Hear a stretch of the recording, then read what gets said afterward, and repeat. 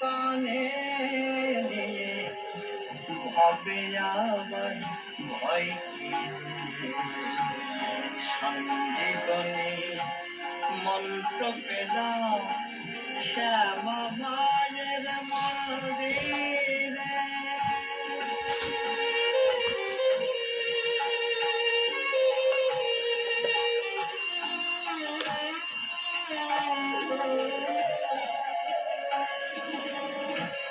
কে বলে গো কালী কালো আমারি পদ্ম করে আলো। কে বলে গো কালী কালো আমার দিদি পদ্ম করে আলো। কালের কাল মহাকাল মার চদন তলে বন্দিরে। অভয় মন্ত্র কানে নিয়ে ভবে আমার ভয় সঞ্জীবনী মন্ত্র পেলাম শ্যামা মায়ের মন্দিরে। অভয় মন্ত্র কানে দিয়ে ভবে আমার ভয় সঞ্জীবনী মন্ত্র পেলাম শ্যামা মায়ের মন্দিরে।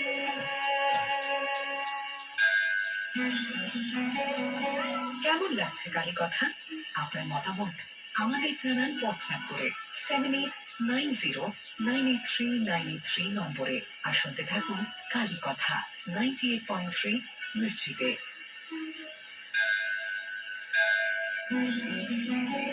ভোরের আলোর সঙ্গে মিশে যাক মায়ের আশীর্বাদ। শুনছেন 98.3 মির্চিতে কালী কথা, সঙ্গে জগন্নাথ বসু।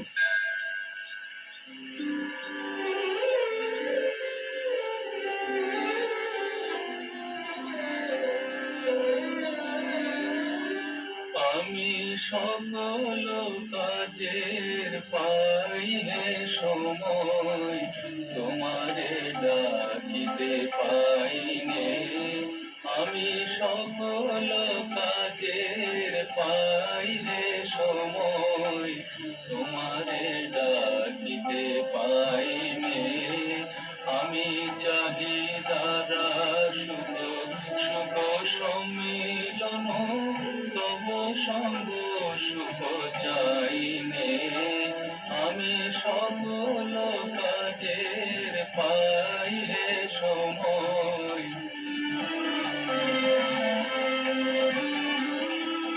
আমি কতই যে করি বৃথা পর্যটন তোমার কাছে তো যাইনে।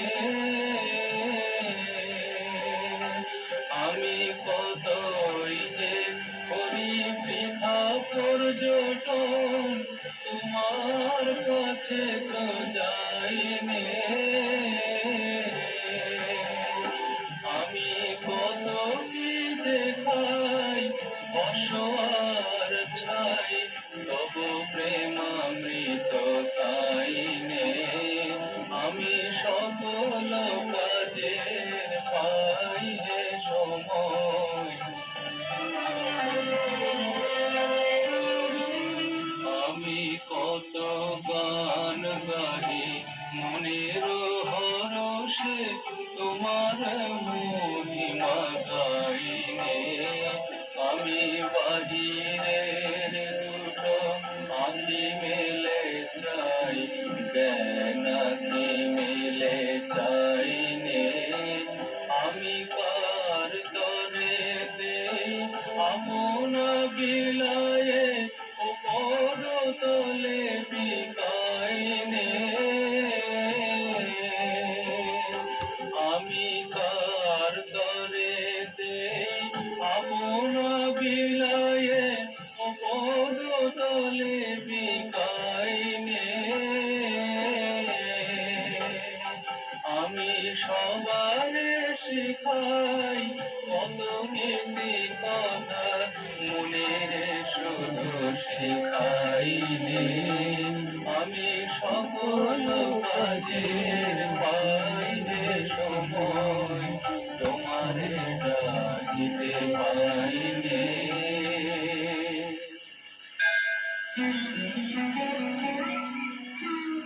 শ্রী জগন্নাথ বসুর সঙ্গে কাহির কথা শুধুমাত্র 98.3 মির্চিতে।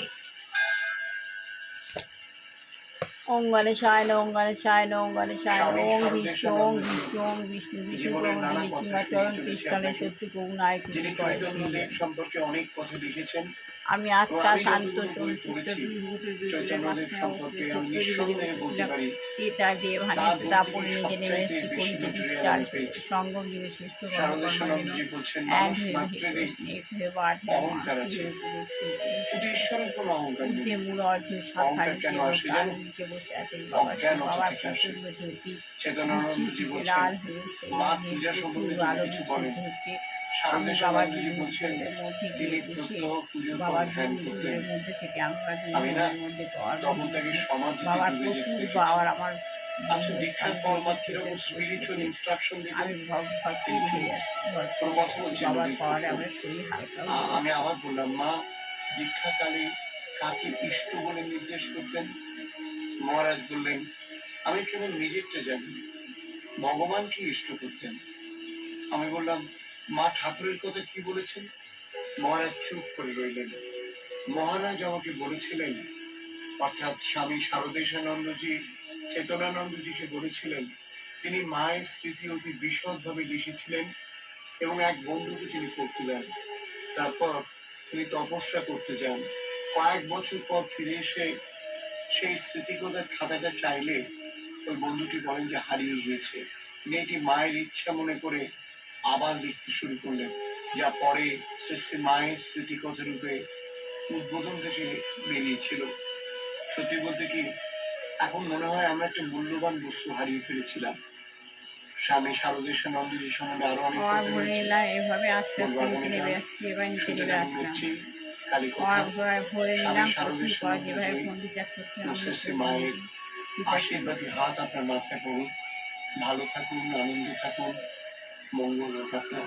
তাই যেন হয় তাই যেন হয় সবার হোক আমার ছেলে স্বামী বৌমাকে জগন্নাথ ভালো বসু। করলাম মঙ্গল দমন করো খারাপ কিছু থেকে দূরে রাখো শ্রী জগন্নাথ বসুর তাই সঙ্গে যেন হয় কাহির কথা এইভাবে ফোন যেভাবে রিচার্জ করতে হয় এইভাবে ব্রহ্ম মুহূর্তে প্রতিদিন রিচার্জ করতে হয়।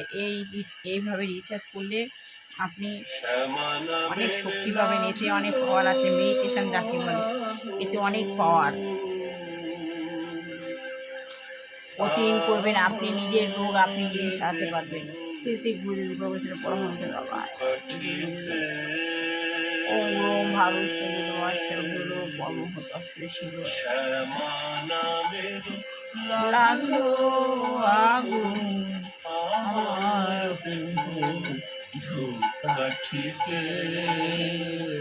শ্বেত পদ্মা সোনা দেবী শ্বেত কৃষ্ণ সুরেতে সেতা বন্ধ হরিতা গন্ধ হইলে পলা সেতা কুচিতা চন্দন চিতা শেষ দিনা ধরঙ্কার মুচিতা বন্দিতা সিদ্ধগন্ধ পুজিতা পুরিতা মুনি ঈশ্বর বিষ্ণু তালবেলী সরস্বতী নিশান দিশাং তোমার সরস্বতী মহামন্ত্র প্রচুর এইসব মন্ত্রে প্রচুর গুণ আছে। ও লক্ষ্মী তংসার এবং জার্মনি জামনি বন্দে বিষ্ণু প্রেম দেবী কবিরাজ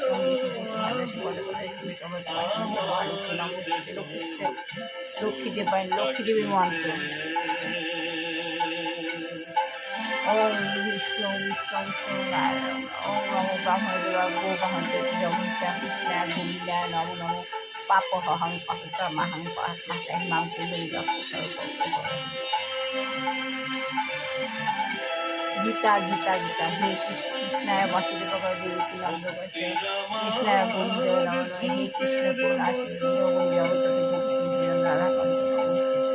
কৃষ্ণের মন্ত্র এটা আমার অন্তরে অন্তরে কবিতা গুরুদেব আমার কাছে এই রূপে হয় ও কীর্তন বাক্য নম সবল নয় মানুষ শিবায় শান্ত সংগতি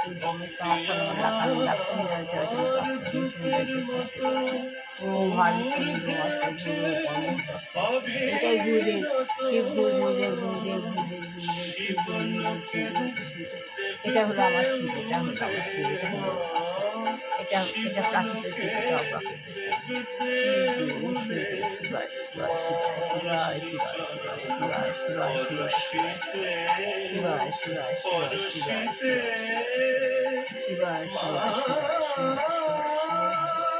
সাই বাবা সাই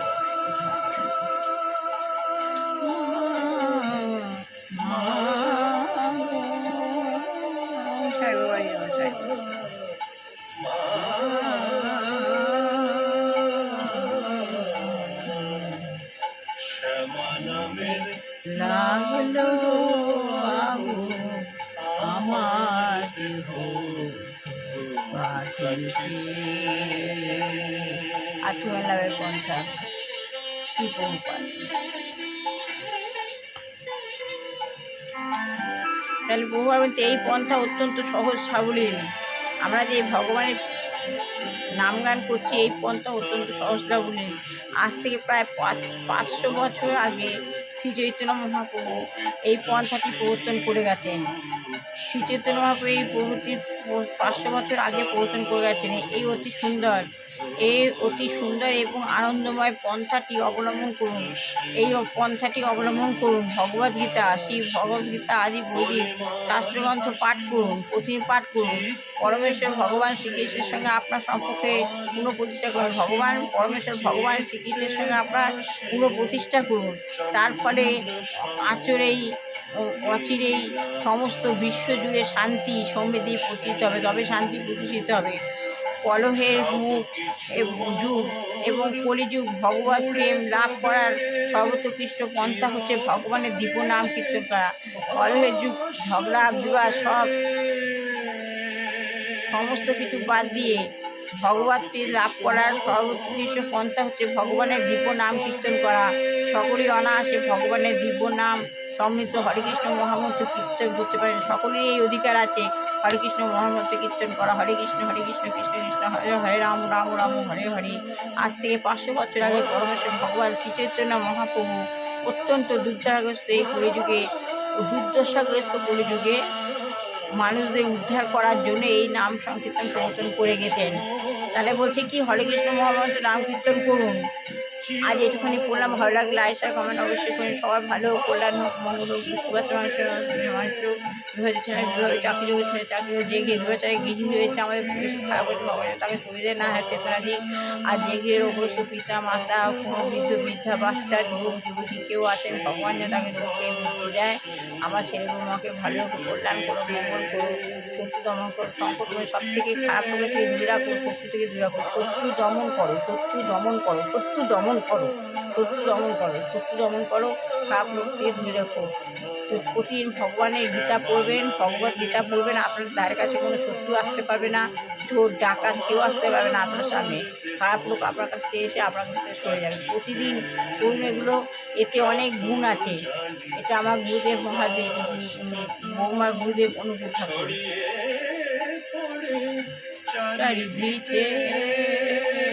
আজ আমার জীবনে ভালো লাগলে আয়সা কমেন্ট অবশ্যই করবেন। এইসব মহামন্ত্রী প্রচণ্ড গুণ, এগুলো সনাতন ধর্ম, অত্যন্ত উৎকৃষ্ট ধর্ম। বিপদে মোড়ে রক্ষা করে হয়ে মোর শান্তি রক্ষ। সবসময় সারা বছর আপনি ঈশ্বরের উপাসনা করুন, সারা বছর ঈশ্বরের উপাসনা করুন। ঈশ্বর শুনবেন। সারা বছর আপনি ঈশ্বরের উপাসনা করুন।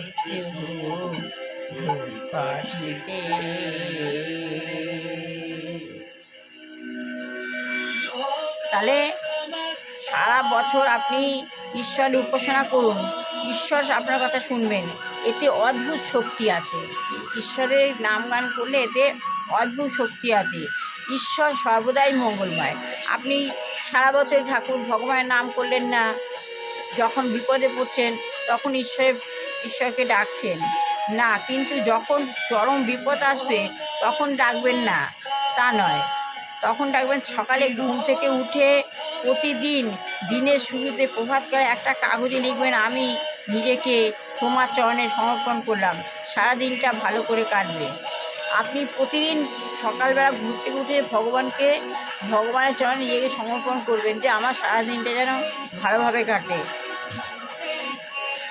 বিপদের সময় ভগবানকে ডাকবেন, সারা জীবন ডাকবেন না, এটা ঠিক নয়।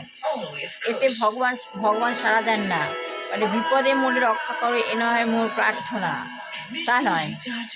সব সময়ের জন্য ভগবানকে দিবারাত্রি ডাকতে হবে। দিবারাত্রি থাকলে ভগবান মঙ্গলময়, ভগবান সবসময় আপনার কাছে রয়েছে। সারাদিনটা ভগবানের কাছে সমর্পণ করে, নিজেকে সমর্পণ করে উঠবেন, সারাদিনটা ভালো কাটবে। এর তো কথাতেই আছে, সকালে উঠি আমি মনে মনে বলি সারাদিন যেন আমি ভালো হয়ে চলি, যেন আমি ভালো হয়ে চলি। যেখানে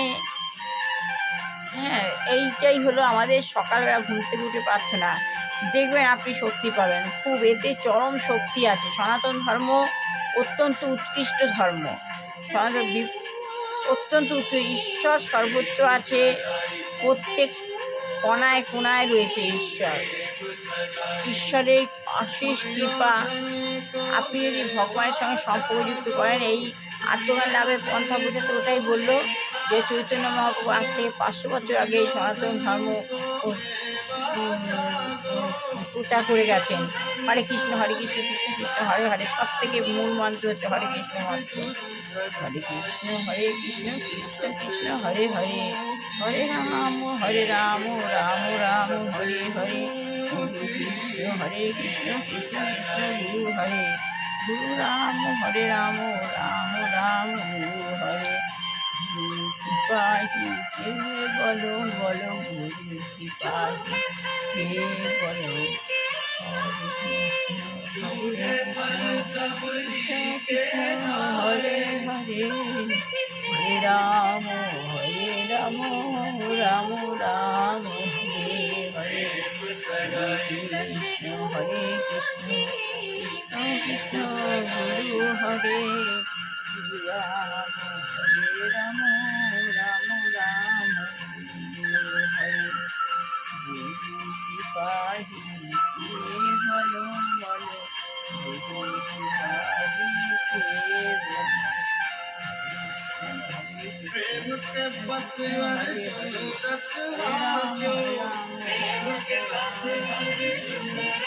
এইভাবে আপনারা মেডিটেশন করবেন, মেডিটেশন করলে এতে আপনার রোগ আপনি সারতে পারবেন, আপনি অনেক শক্তি পাবেন।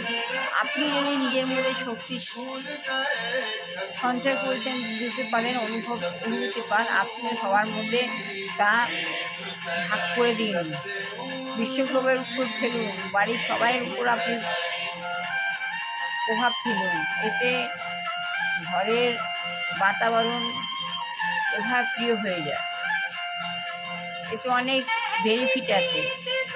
যে অনুভূতি করতে পারে, যে মন্থন করতে পারে, সে অনুভূতি করতে পারবে।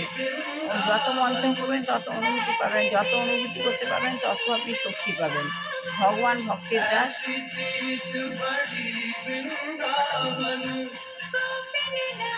সবার ভালো হোক, কল্যাণ হোক। ভালো লাগলে লাইক শেয়ার কমেন্ট। আজকের মতো শেষ করলাম। আপনি এরকমভাবে প্রতিদিন মেডিটেশন করুন, মেডিটেশনে অনেক গুণ। শেষ করলাম আজকের মতো।